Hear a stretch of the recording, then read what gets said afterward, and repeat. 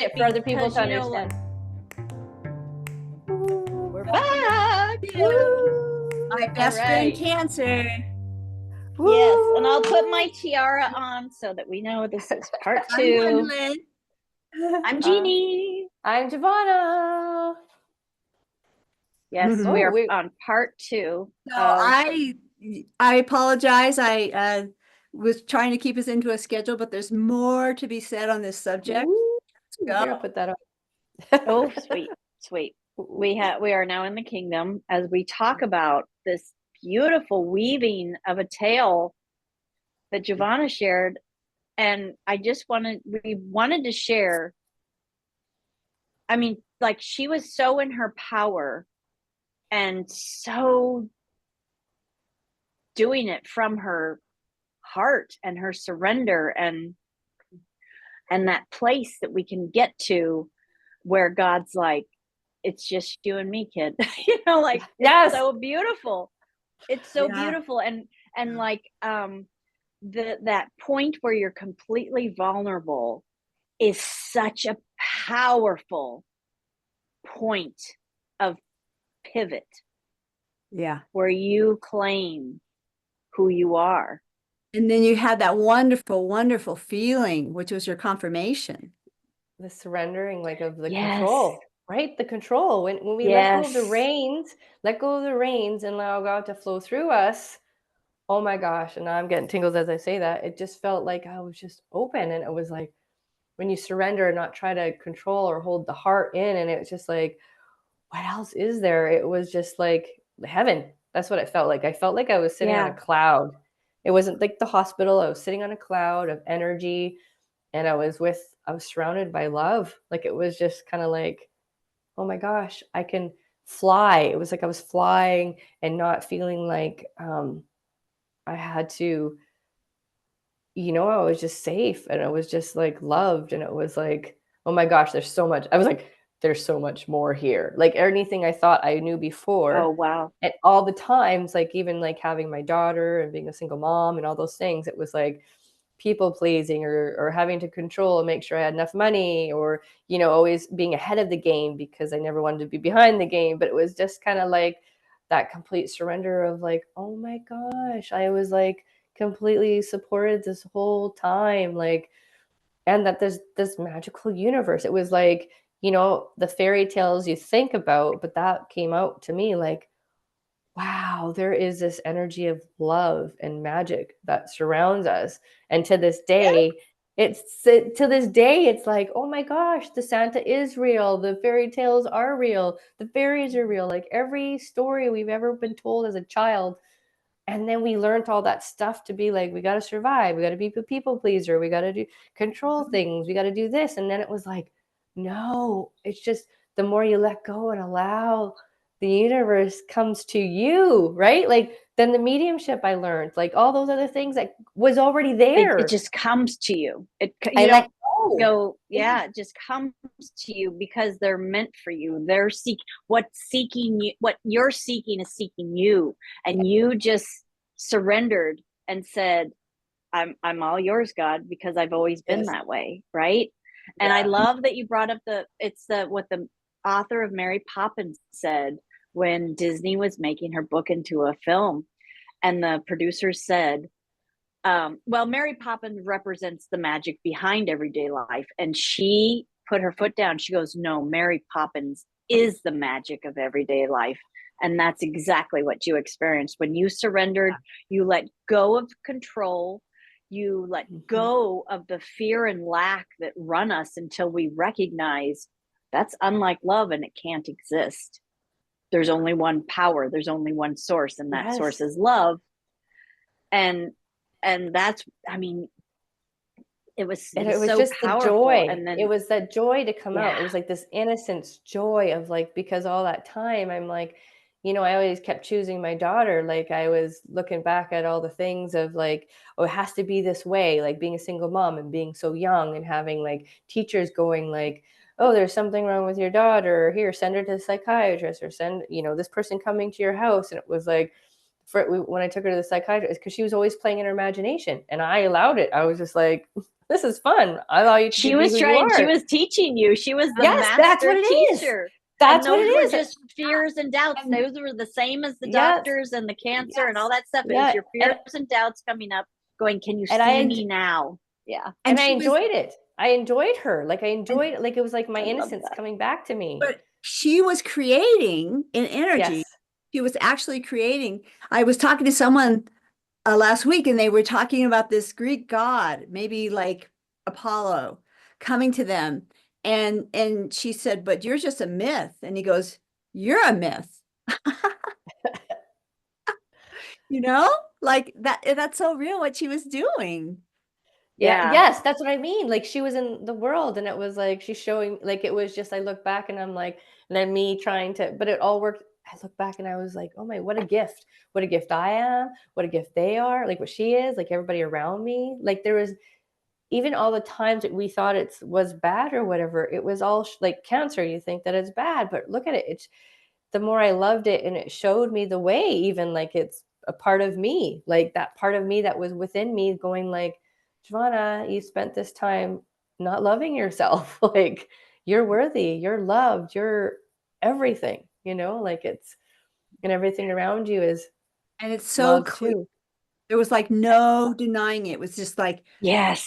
this or it's that, and Yeah. Standing in your power and choosing your reality as the creator being God you are, that came here to live the magic kingdom. And I wanted to, Einstein said, and I quote, imagination is more important than knowledge. Yes. Yeah. It's the that's most the important God thing, because we speak it into creation. We imagine it into creation. So are we imagining from, I mean, it's one of the laws of the universe, the law of being. Who are you being right now? Am I being the person who is having the heaven on earth reality flow through and within her and all around her? Or am I being the person living in lack and loss, and having all of that continually flowing around me because I'm living in that state of, oh my God, I better do this because I'm living in fear. Oh my gosh, I better do that because I'm living in fear. And the old story just gets recreated and recreated until you do what you did, and you stand in your power and you say, I'm not going to listen to the lack and loss. Yes. I'm going to be the power. And Jeannie, what you're talking about feels like, because I've been in it this week, where I feel like I'm on this beautiful pink cloud and I'm just floating over what I would have called reality, what I would have called those things I didn't want. And I'm just in, but I'm not there. I'm in abundance. Are you in an epic dream? Because what I got for the epic, because they said, because I've had some gifts presented to me, and they said, I go, okay, like, it's a gift, I'm going to call everything a gift, because then I'm going to unwrap presents for the rest of my life. Yes. And I heard from my guidance, they said, it's an epic gift. And then the other day I just kind of was sitting and I heard epic stands for elevated perception in Christ. Like when you have the eyes of God and you elevate yourself to that perception, like what you're doing, Gwendolyn, with the clouds, rising above the lack and the loss and realizing who you are, and you have the elevated perception of what's really going on here. Yes. It's what Mary Poppins said. It's the magic. Mary Poppins is the magic of everyday life. Yes. It is magic in everyday life. It's unbelievable. Everything's more vivid. Everything's more magical. Everything's more wonderful. Which is why we've made this podcast, because it's the sparkles within us. Like, that's how we became who we are, and can have all the dancing garbage cans and dancing bugs, and you know what I mean? Like, it's just like we give everything meaning, like, the bugs, anything. And Einstein's statement too about the most important decision you'll make is, do you live in a friendly or an unfriendly universe? Yes. I'd heard that from youth, and it was like I so wanted to believe it was a friendly universe, and I just couldn't. Yes. I just and could you know not. what? Yes. And I Chaos. love that you brought that up. Do you live in a friendly universe, or do you live in the lack and loss and fear? Yes. And he also said, I love this. This is all getting Einstein. He said, you either believe everything's a miracle or nothing at all. Yes. Yes. I love that one. Yep. Yep. Yes. Love that. And weren't you talking about another scientist too, Jeannie, that has done all this research about the quantification of the Oh, miraculous? Laszlo. Yeah, he's a Nobel prize winning quantum physicist or something along those lines, but he won the Nobel Prize. Wow. And his whole theory is about, he calls it, you can call it the A field, the Akashic field, the quantum field, but he also calls it by the cosmic cloud. And he goes, everything that's ever known, you can recall it, you can access that, because we are that. We are the everything. Because where any of God exists, all of God exists, because it's the all. It's one. It's one. Yes. It's one source. It's one God. It's one love. It's one power. And that's why when you just contemplate that there's one power. If not, like, how does everything stay in orbit? How is the sun exactly where it needs to be to make life on this planet? The ocean. Yeah. Or the temperature on Earth. When you just let that one power guide you, like Jevona did, she's like, it's just me in love. It's just me in the one power. Yes. And I surrender completely. I give back my free will to go crazy and create all this fear and lack. I give it back to you, God, because you're the one directing me and guiding me. And I trust. Mm-hmm. It's a blind faith that you mentioned before we started this call. It's the blind faith, and just saying, I'm going to just rest in my heart and know there's only one source. And that when the fear and the lack and the loss and all these things, unlike love, when they come into my perceptive world, I'm going to go epic. I'm going to go epic, and I'm going to raise my consciousness to the perception that's resting in my heart, saying, don't believe it. Don't believe it, because it feels so bad. Mm-hmm. And when you raise up to that joy that you are innately with, and you're like, I could see this differently. And like Course in Miracles, I could see love instead of this. I could choose love instead of this. Thursday night at about 4:45, I woke up with this incredible sense of knowing that as long as I don't sabotage my dreams with doubt, they're guaranteed. My dreams are guaranteed. Yes. I can rest and relax and not lift a finger, because my dreams are guaranteed. And when I'm inspired, yes, I'll act. But until then, knowing they're guaranteed, and I'm so happy and I'm so grateful. All of these things, a rock band, a novel, millions, beautiful houses, whatever. Yes. The Gwendolyn seed. We're talking about the mustard seed. It's the Gwendolyn seed, the Jeannie seed, the Jevona seed. Like it'll come to us, right? Like everything else, it'll come to us. Standing in the conviction of who you are. Yeah. Your God's dream come true. It's so simple. It's so simple. God had a dream, and he's like, oh my gosh, I'm going to create the perfect creature to live this dream. And she's called Gwendolyn. And then you come in and get into this perfect world. And if you stay in that heart of love and knowing it's guaranteed, and it's all through the Bible, all the guarantees. I mean, he just guarantees us, like in every other page, all these blessings, but it's staying in that heart and that elevated perception, and just saying, this couldn't be the way I've been told that it's been. It can't be that way, because it feels so unlike love. And you just rest there. And that's it. I shared it it's right in the beginning of the Bible. It's the story of Adam and Eve.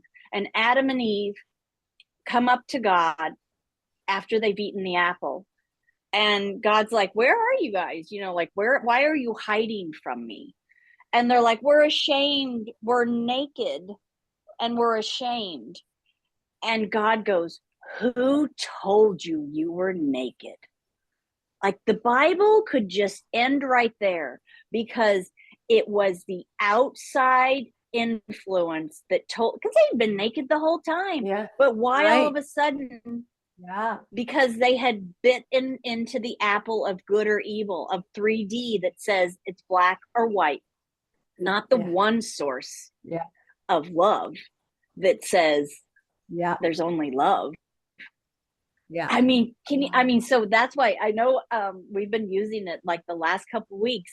It's like, as soon as that thought comes in, because you're like, wait a minute, this feels unlike love, because my heart just wants to, like, I just want to sink in and hide and hide. Yeah. Right. And if then Jevona and then had done that, then I go, we wouldn't have her here. And then I go, and then I go, who told you that? Who told you that this is that? And then I'm like, oh yeah, no, I'm aligning again. I'm going epic, and I'm aligning with love, and I'm going to see it from Source's viewpoint. And then you're just like what you said, Gwendolyn. It's guaranteed. It's guaranteed. Guaranteed. Stay out of my own way. It's guaranteed. Yeah. I love how this comes up again. I love how this comes up again, because it was literally like, I didn't, you know, I shared a class, like, and this all came up again. And so it was like, it's coming up for a reason, because I feel like this is what's been happening, the denying and choosing this week, because it's like, yes, I don't need the cancer to be there for me to still choose, like, what's coming, what's alchemizing, you know, whatever you want it to be. Jeannie, whatever you want it to be, they say. Whatever Montana, you want it to be. 2.5 years ago. Whatever you want it to be, Jeannie. What are you choosing? What are you choosing? What are you allowing and choosing? Yeah. We've already expanded. We already are in the knowing. Like, even saying, I'm heaven on earth now. I'm heaven. Like, I am heaven on earth. What does that truly mean? I am heaven on earth. I'm a walking, magical Mary Poppins. You know what I mean? Like, I love that. Yes. Right? Yes, indeed. Yes, indeed. I love that. I'm going to start carrying like a suitcase and umbrella. I'm going to start dressing like Mary Poppins a little bit. Maybe I'll refashion it a bit, but I think that's a whole line of clothing. Just to remind yourself. You'd be so perfect at that, Jean. I see it. I see the hat, the hair. Totally. I'm a big hat person, so yes, maybe I need to reimagine the whole look.